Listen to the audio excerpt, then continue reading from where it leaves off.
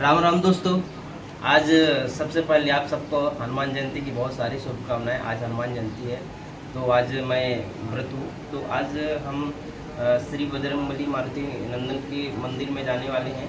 तो वहाँ पे देखेंगे क्या क्या होगा, वहाँ पे दर्शन करेंगे। वहाँ पे लाइट फंक्शन भी होता है, वहाँ पे डांस भी होता है।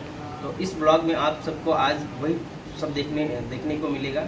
तो दोस्तों हम स्नान कर लिए, उसके बाद में अब कपड़े पहन के रेडी हो जा रहे हैं। उसके बाद में जल्दी से चलना है वहाँ पे, क्योंकि लेट भी हो रहा है हमको। उसके बाद में दोस्तों हम यहाँ पे आ जाते हैं फूल लेने के लिए, और हम सीधा मंदिर के अंदर अब प्रवेश होने वाले हैं, जो कि मंदिर का फर्स्ट वाला द्वार यहाँ पे है। यहाँ से हम एंट्री करेंगे मंदिर के अंदर।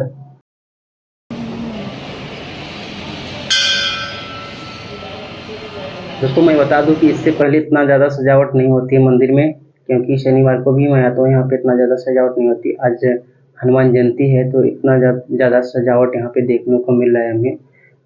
देखिए बहुत सारा सजावट, बाहर भी टेंट वेंट लगा है, और अंदर का दृश्य आप देख ही रहे हो।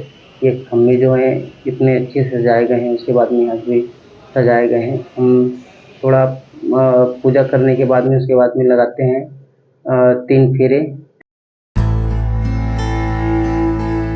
तो दोस्तों यहाँ से स्टार्ट होता है फेरे।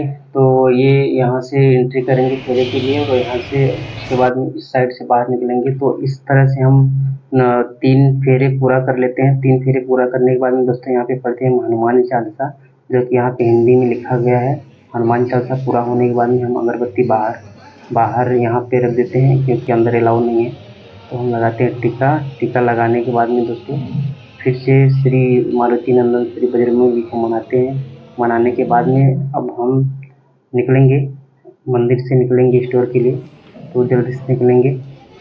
दोस्तों यहाँ पे हवन हो रहा था, यज्ञ जिसको बोलते हैं। उसके बाद में ये रात का दृश्य है दोस्तों। एक छोटा सा लड़का, रात में यहाँ पे भजन होता है, तो एक छोटा सा लड़का कितना अच्छा ढोल बजा सकता है मुझे पता नहीं था।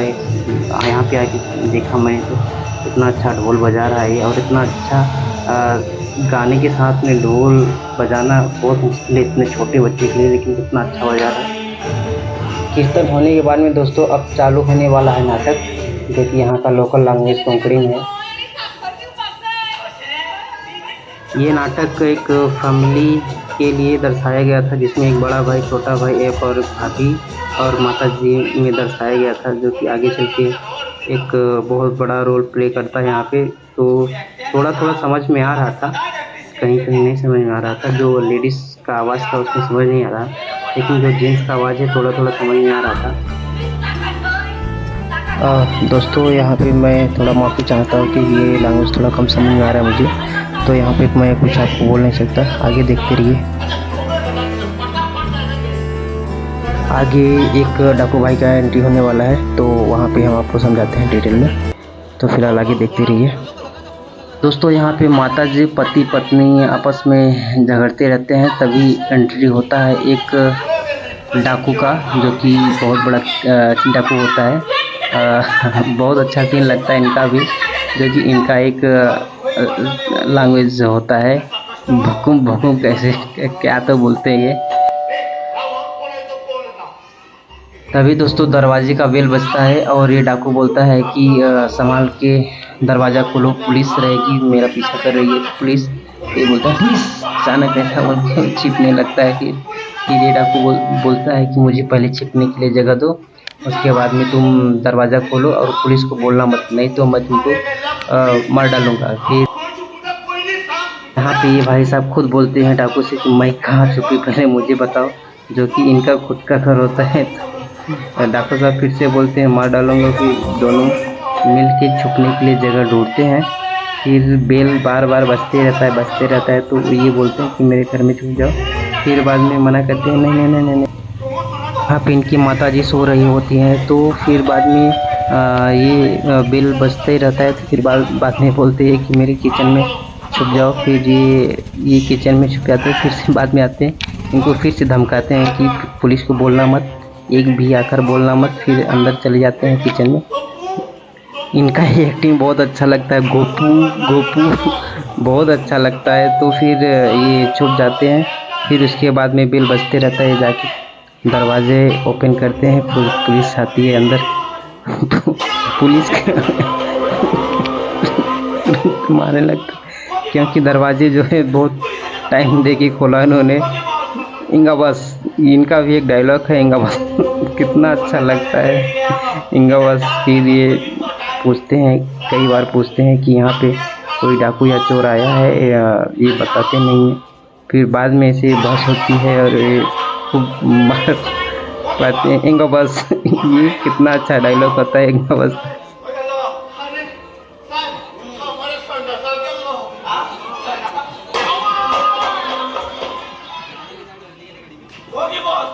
पुलिस बार बार पूछते रहते, फिर भी नहीं बताते। फिर इंस्पेक्टर साहब की नज़र पड़ती है इस दरवाजे के ऊपर। फिर ये झांक के देखते हैं, बोलते ये कौन है। फिर ये बताते हैं कि बहुत बड़ा आदमी, ये बताते नहीं। फिर बोलते हैं कि मेरी माँ है, वहाँ पे जाओ मत, वो सो रही है, बहुत बड़ा है। फिर इंस्पेक्टर साहब बोलते हैं कि बस मतलब जाने दो जाने दो। फिर पूछते हैं, फिर यहाँ पे इंस्पेक्टर साहब बोलते हैं कि तुम्हारा किचन किधर है, तो ये बोलते हैं चिकन। फिर भी मार खाते हैं। फिर चिकन चाहिए तुमको बोल। फिर बोलते हैं मार मार के तुम्हारा फ्राइड राइस बना देंगे इधर ही। फिर ऐसे ही चलते रहता है। फिर यहाँ पे फिर बोलते हैं तुम यहीं बैठो। फिर उसके बाद में इनकी नज़र पड़ती है किचन के अंदर। किचन के अंदर नज़र पड़ती है, भाई साहब उठ के भागते हैं। फिर बोलते इधर वो फ्रिज के पीछे कौन बैठा है, कौन छिपा है, उनको बुलाओ बाहर, बोल के बुलाते हैं। फिर ये भाई साहब जाते हैं, देखते हैं, बोलते हैं ये मेरी मौसी बैठी है वहाँ पे। फिर इंस्पेक्टर साहब बोलते हैं कि बाहर बुलाओ, जल्दी से बाहर बुलाओ उनको, मैं भी देखता हूँ।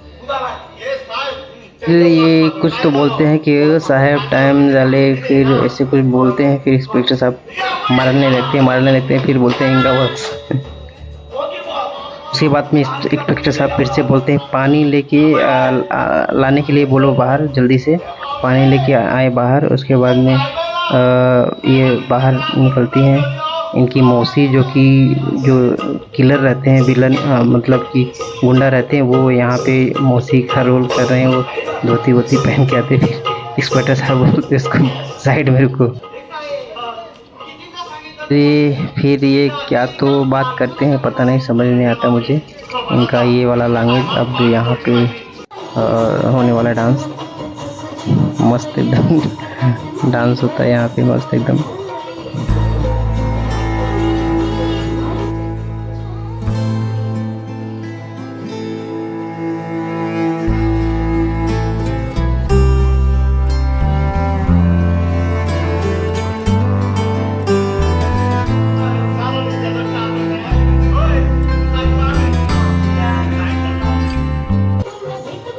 इंस्पेक्टर साहब की फिर से नज़र पड़ गई इनके ऊपर, डांस ले ले दना ले।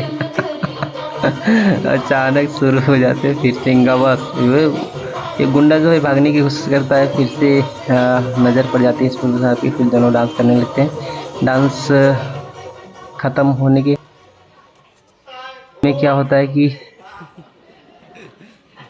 फिर इंस्पेक्टर साहब बोलते हैं ओके, अगर ये गुंडा यहाँ पे फिर से आए तो तुरंत खबर करो पुलिस स्टेशन में। फिर बोलते हैं इनका बस। उसके बाद में आते हैं इनकी मौसी के पास, मतलब गुंडा के पास। बोलते हैं अब भी यहाँ पे बैठने के लिए।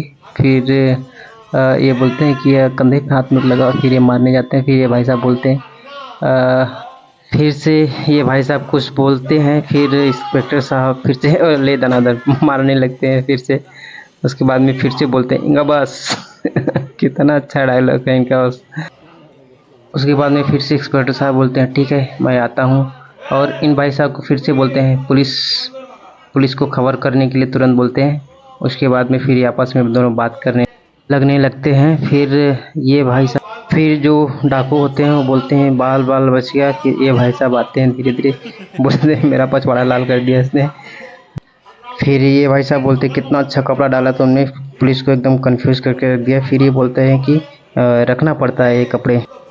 तो दोस्तों आज के लिए इतना ही। वीडियो देखने के लिए धन्यवाद। हम मिलते हैं नेक्स्ट वीडियो में।